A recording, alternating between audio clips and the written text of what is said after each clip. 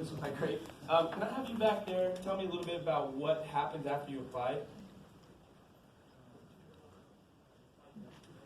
Oh, okay. He applied yesterday. Good for you. Okay, please tell us. Can you come to the microphone? Hey, congrats. Good job, man. Toughest part. Done. So, first, you have to do the online interview with the coding challenge and also a snapshot survey. What does that look like? It's pretty much, well, the coding challenge is like a lead code kind of hacker rank style question. You have 2 of them, and I think you have an hour or 90 minutes to complete both of them. Perfect. And as soon as you start the timer, it will not stop. So yeah, so you got to go right to it. So you have 7 days to do it. Once you accomplish that, if you get past that portion, I'm going to be honest, it's really tough. Again, practice, practice, practice. But once you get past that portion, and again, leak code is a good way to practice for that. You'll go into our interview process. So you'll have 1 to 2 phone interviews. Those are technical interviews, which in a second, Nate's going to actually walk through one of those technical interviews. You might have 1 to 2 to 3 technical questions. It depends on the kind of interviewer you get. Some interviewers are like, here's your problem, go. And I've had students who are like, hey, I barely got through the problem. I didn't even finish the problem in the interview. That's okay. We're going to talk about why that's okay in a little bit. But you might just only get 1 problem. You might get 2 problems. It just depends. And those are 45-minute interviews. After that, if you get past that, you'll go to our engineering review and host match. So we actually have folks who, while you're an intern at Google, they're going to work with you on your project, right? That's your host. So it's built off of your background and your experience. So some of you are like, I have front-end experience. That actual engineer who's looking for their project might need front-end experience, right? Maybe you have mobile app development. They might be looking for folks in mobile app development. So it depends on what they're looking for. If they say, hey, you know what, this person's great, at that point you'll go to our committee. This is a group of senior-level Google engineers. These are like, these are folks who review every application in Google. We're very, very selective, and we want to make sure that everybody that comes to Google is great. So they're going to just do one final check to make sure you're all set. And then, you get the cool spinny hat. So that's how you get to Google. That's the basic interview internship process. One thing I was going to say is this takes about anywhere from 4 to 8 weeks. That's a really long time, Josh. Yeah, I know. It's not the greatest thing. It takes a while. But you know what? We really want to make sure we got the right people at the company. So that's generally how long that process will be. And it's kind of similar with our full-time process. Usually this takes about 8 weeks as well. And the only difference here is you'll see everything is the same, except in the middle, you'll get invited for an on-site interview. And those are going to be, that means you have, not in addition to those 2 phone interviews, you're going to have 3 to 4 more actual technical interviews at Google. One of those will be a Googliness interview. So we'll talk about Googliness later, but it's kind of just like the things you're passionate about. They show that you're kind of interested in collaborating, working with other folks. It's those little additional pieces that make you you.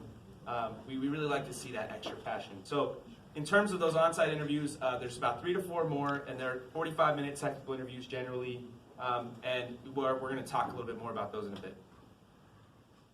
So what do all of our interviews look like? They're all very similar.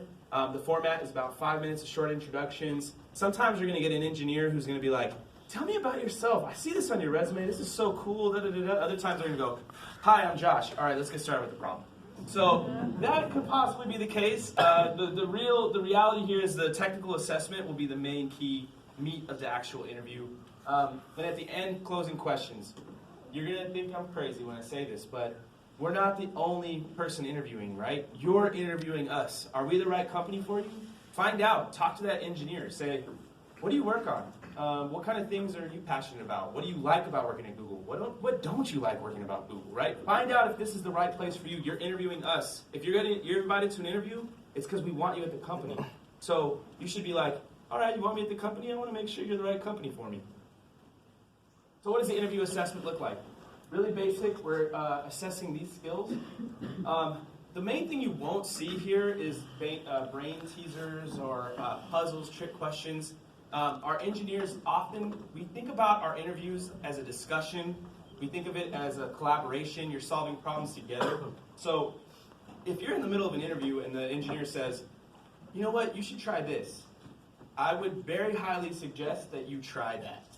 because they're not going to try to trick you. So you're like, nice one. I see what you're trying to do here. I'm not going to do that. No. You guys are working on the problem together. So if they're providing a hint, take that hint. Work alongside with them. And so here's some of the topics you should know in these individual pieces. Now, my first and second year students, you might be like, what? What are you talking about, Josh? You won't need to know all of these topics for my first and second year folks, specifically recursion. Recursion won't be part of your interview if you're a first or a second year student and you're applying for the practicum internship. But everybody else, all things up here could possibly be in your interview. So be familiar with these topics. I see pictures being taken. I'm recording. Sorry. And finally, some last pieces before we jump into the actual problem. This is the meat of the interview. Communication and presentation. We're not trying to see if you're this incredible, well, we do want to see those technical skills, and we want to see you're good at coding. But we also want to see that you're just a person who we want to work with, that you're able to collaborate, you're able to work with folks. I've seen some of the most technically talented people get into interviews, but because they're not able to necessarily communicate some of their pieces, they struggle. And I see that especially with students who face that imposter syndrome that we talked about earlier. They get into interviews and they like freeze. That's probably why, I'm just going to shout this out, Nate. That might be why Nate interviewed 3 or 4 times, right? I mean, the first couple times, maybe he was a little worried about it. So sometimes you go in your interviews and you can kind of freeze, even though you know the concepts. So these are the key things to remember as you go into this interview. Restate questions to confirm understanding. One thing that I love from people who are interviewing is if I ask you a question and you're like, okay, so what I'm hearing is this, right? That tells me that you're focused and you're trying to figure out the problem with me. Ask clarifying questions. Okay, if you're saying this, can I try this, right? Making sure you know exactly the details of what the interviewer wants from you. Thinking out loud. So as you're walking through the problem, kind of explaining the steps of what your process is. Okay, first I would do this, and then I would do this. What do you think? Does this work? And then, remember, the interviewer is there collaborating, working with you. Nate's going to show you that in just a bit.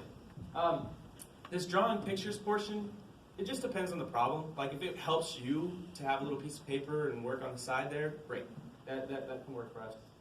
And if you prefer to think in silence, say so, then summarize. So for me, when I interview, I know that I'm not great at processing really quickly. Like I'm not a very fast thinker. So when I'm in interviews, I go, okay, so I heard this.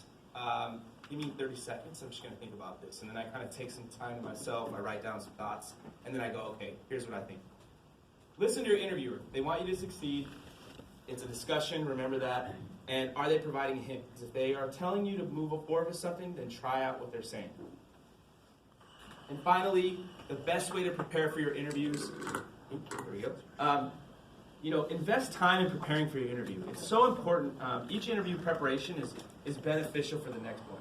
You want to make sure that you got it down. Practice your strongest coding language. We're not going to ask you to code in some random language. We actually ask you, what language do you want to code in your interview?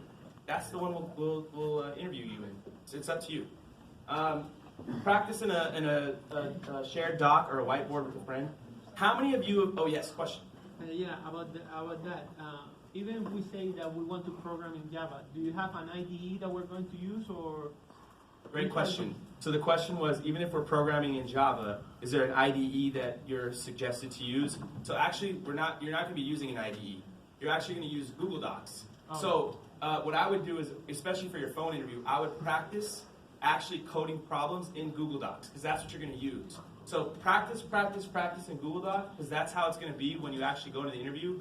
You won't be able to do syntax highlighting, right? You're not going to be able to run your code. So those things are really important for you to kind of go into practicing. And that's why the whiteboard, when Nate goes through the problem, we won't have a whiteboard. Oh, yeah, we do one. Okay, he's probably just going to talk through it. But in general, for the whiteboarding, practicing is going to be valuable there. I'm going to go back here and I'll come to you, Gustavo. Yep. So you're saying practicing on Google Docs, so that means that there's no output. If you don't know what the output is going to be, you need to have everything straight. We're going to talk, I'm going to save that in a bit because we're going to talk a little bit about testing and kind of how you're going to run, thinking about your code. I'm going to let Nate cover that in just a second because he's our engineer and he's going to give some more insight on that. I'll come back to that question. Just to make sure when it comes to syntax, I know we respect our syntax very well, but it's not as sticky as it is when it comes to public. So the question was around syntax and if we're basically like having to be as picky in solving the problem. We're going to get to that in a bit as well. I'm going to save that for Nate when we get to that section. Okay, cool. So, last thing that I can kind of give some real good insight into is our phone interview. Make sure you have a quiet location. It sounds really basic, but I've interviewed students who have just been kind of sitting in a really loud room. It makes it tough. Use Courier new font for coding. Obviously, it'll be right there in the Google Doc. It'll be ready to go there. Charge your cell phone and computer. That sounds crazy, but people's phones die all the time. Have a pen and paper ready if you want to scratch some notes. Share your thoughts out loud, as I meant before. Remember to manually indent. Again, we're not using the IDE, so you're going to have to manually indent. And then don't search for references or the question. It's really funny to me when students are interviewing, and then I'm like, ask the question, and then all of a sudden I see just a ton of code out of nowhere. It's like, where did that come from? What did you just do there? And they're like, So it's pretty obvious if you're using references. We'll go ahead and ask your question. We might cover it, but go ahead and ask. Tabs or spaces? Just so I can read it. Yeah, just so you can read it. Doesn't matter. Cool. All right. And you've heard a lot of me, so now I'm going to pass it over to our engineer who's going to give the real deep insight into here and hopefully answer some of these questions for you all. So I'm going to go ahead and pass it over to Nate.